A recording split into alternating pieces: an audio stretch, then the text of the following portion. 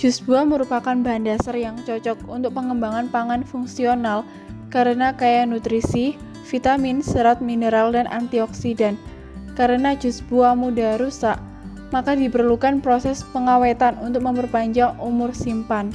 Pengawetan makanan dengan teknologi non-thermal seperti high pressure processing dan ultrasound adalah alternatif yang menarik karena cenderung menyimpulkan efek minimal pada kualitas dan rasa makanan.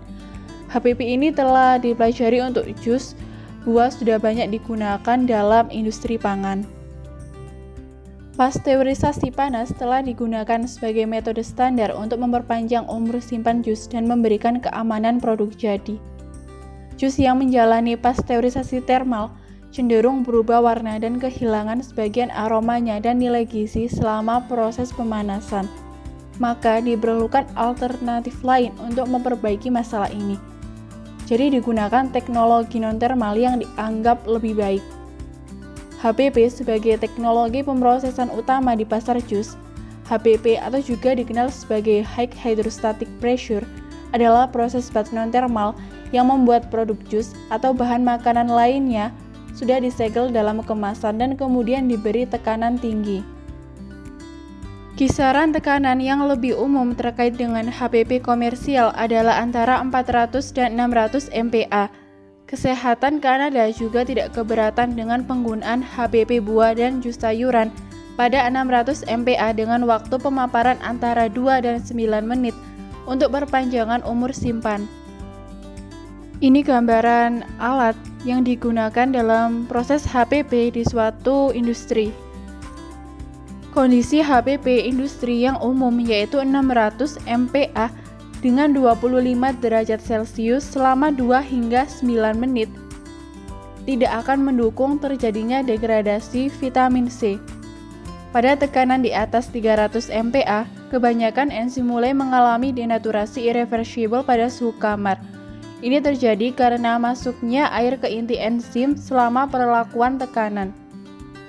Inaktivasi enzim tergantung pada jenis jus dan bagaimana kondisi pemrosesan pada jus.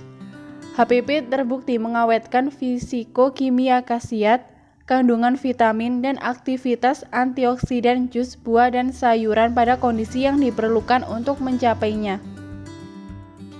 Ini adalah cara bagaimana HPP bekerja dan pastinya berlaku juga untuk jus buah.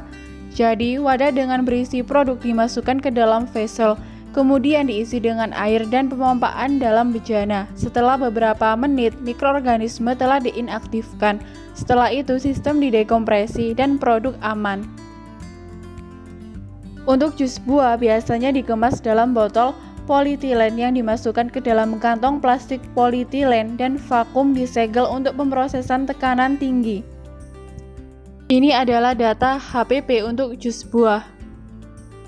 Menurut Binderly 2006 untuk jus apel membutuhkan tekanan 450 MPa pada temperatur 50 derajat Celcius selama 60 menit.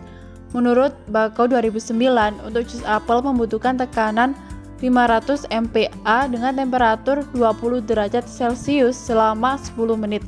Menurut Falguera 2013, untuk jus apel membutuhkan 600 MPa pada tekanan 25 derajat Celcius selama 16 menit. Untuk data selanjutnya, ada jeruk, blueberry, plewa, wortel, Chinese bayberry, anggur, grapefruit, peach, pepaya, mangga, tomat, melon yang bisa dilihat pada data ini. Ini adalah data vitamin pada jus buah yang telah mengalami proses HPP, yaitu ada vitamin C, karotenoid, vitamin A, dan vitamin E. Yang pertama, menurut Kim 2012, vitamin C pada jus apel tersisa 96% sehingga kehilangan 4%. Menurut Picoet 2015, untuk karotenoid pada wortel tersisa 87% sehingga kehilangan 13%. Pada vitamin A, menurut Plaza 2011, pada jus jeruk terjadi peningkatan menjadi 135% sehingga meningkat 35%. Pada vitamin E, menurut Barbara 2012, pada jeruk terjadi peningkatan menjadi 107% sehingga nilai zat gizi vitamin E mengalami peningkatan 7%. Pembahasan selanjutnya tentang teknologi perbaikan zat gizi dengan topik fortifikasi vitamin A pada gula. Fortifikasi atau penambahan vitamin didefinisikan sebagai suatu proses penambahan zat gizi mikro tertentu berupa vitamin yang sengaja ditambahkan dalam bahan pangan untuk mengatasi masalah gizi. Menurut FAO, zat gizi mikro yang ditambahkan antara lain yodium, zat besi, dan vitamin A. Pedoman gizi seimbang atau PGS yang ditunjang oleh dunia usaha secara sukarela maupun wajib menambahkan zat gizi ke dalam produk pangan seperti margarin ditambahkan vitamin A, D, E, K, roti dengan vitamin B1, minyak goreng dengan vitamin A, tepung terigu dengan vitamin A, dan lain-lain. Bentuk komersial yang paling penting dari vitamin A adalah vitamin A asetat dan vitamin A palmitat. Vitamin A dalam bentuk retinol atau karoten dapat dibuat secara komersial untuk ditambahkan ke pangan. Pangan pembawa seperti gula, lemak, dan minyak, garam, sereal, dan monosodium glutamat atau MSG telah dapat difortifikasi oleh vitamin A. Fortifikasi pangan seperti minyak dan gula dengan vitamin A merupakan solusi yang paling efektif menanggulangi masalah kekurangan vitamin A dibandingkan dengan suplementasi dan edukasi gizi. Fortifikasi gula dengan vitamin A di samping untuk perbaikan status kekurangan vitamin A juga memberikan daya ungkit terhadap penanggulangan anemia defisiensi zat besi. Fortifikasi gula dengan vitamin A juga akan meningkatkan mutu gula sehingga mempunyai nilai lebih. Merujuk segi produksi, metode fortifikasi gula dengan pengkelatan adalah sangat bergantung pada kondisi saat menyiapkan premix. Kualitas minyak yang rendah dengan angka peroksida yang tinggi serta buruknya penyimpanan gula yang difortifikasi.